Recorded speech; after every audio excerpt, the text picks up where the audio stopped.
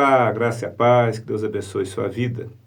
A palavra do Senhor nos diz no Evangelho de Mateus, capítulo 19, sobre um jovem rico. Jesus, conversando com esse jovem rico, nos traz profundos ensinamentos para a nossa vida. Muitas vezes nós vivemos um engano.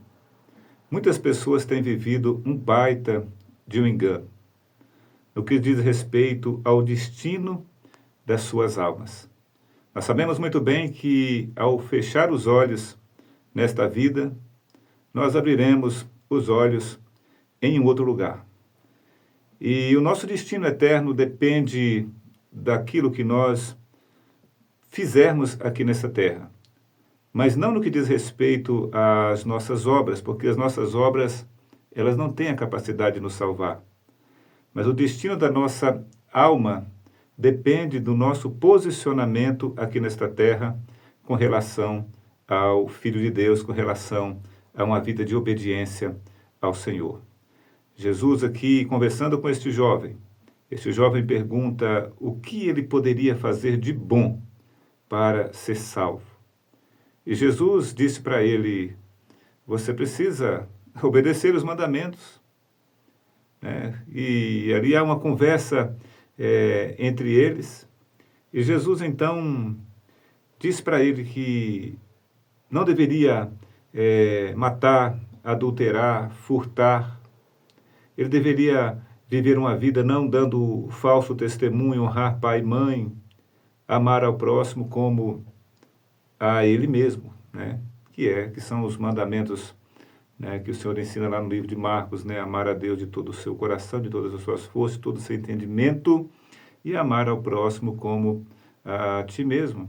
E aquele jovem, então, ele justifica, E ele diz para Jesus, eu tenho observado tudo isso eu tenho praticado, eu não tenho matado, eu não tenho adulterado, eu tenho honrado meu pai, minha mãe. Então, era isso que ele estava querendo dizer. Quando ele disse que obedecia esses mandamentos, ele estava dizendo que ele se declarava isento, de qualquer culpa com relação aos mandamentos aqui relacionados. Porém, havia algo na vida dele que prendia a vida espiritual dele. O coração dele não estava inteiramente em Deus. O coração dele estava apegado às coisas desta terra. O coração dele estava colocado naquilo que o dinheiro compra, naquilo que você paga com o dinheiro. E a salvação nossa, ela não é comprada por dinheiro, porque o próprio apóstolo Pedro diz que nós não fomos resgatados, comprados da vã maneira que nós vivíamos, com prata, com ouro, nada disso, mas pelo sangue precioso de Jesus Cristo. E para surpresa daquele jovem, Jesus disse para ele assim, ótimo, você guarda os mandamentos, mas se você quer realmente ser salvo, vende todos os seus bens e distribui aos pobres, aí você terá o direito, um tesouro no céu, e aí você vem e me segue. Jesus convidou ele a abrir mão dentro do coração dele do materialismo. Então, não está aqui dizendo que, literalmente, que todos nós temos que vender aquilo que Deus nos deu, que é bênção de Deus, para poder ser salvo. Mas o que nós temos que fazer é não permitir que as coisas materiais que o Senhor nos deu para administrar, nós não somos donos de nada. Então, se você tem uma bela casa, essa casa é sua. Você é um mordomo. Se você tem um belo sítio, você tem um rebanho, se você tem um belo carro, se você tem qualquer valor material, isso, meus irmãos, não é nosso.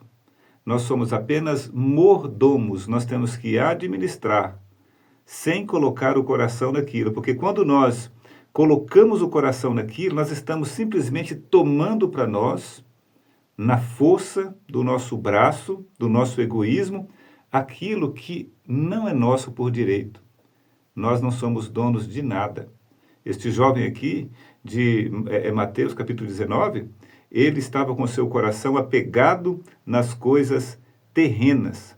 E Jesus disse para ele, olha, vende o que você tem, distribui aos pobres, aí você vai ter um tesouro nos céus, aí você me segue. Então o conselho que essa palavra nos dá é que nós venhamos com sabedoria e com muito temor administrar aquilo que o Senhor tem colocado em nossas mãos. Independente se é muito ou se é pouco, tudo que vem às nossas mãos, tudo que nós dizemos, é meu, nós temos que ter dentro do nosso coração um entendimento de que não é meu. Eu sou apenas um mordomo. O dono de todas as coisas é o Senhor.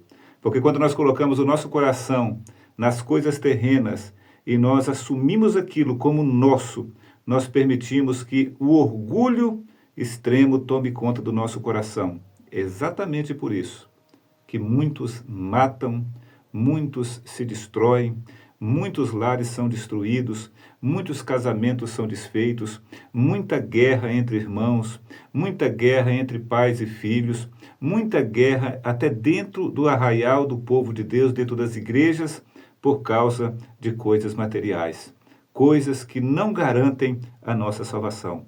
O que garante a nossa salvação é a morte sacrificial do Filho de Deus, é a morte e ressurreição do Filho de Deus. Todos aqueles que creem, todos aqueles que entregam seus corações totalmente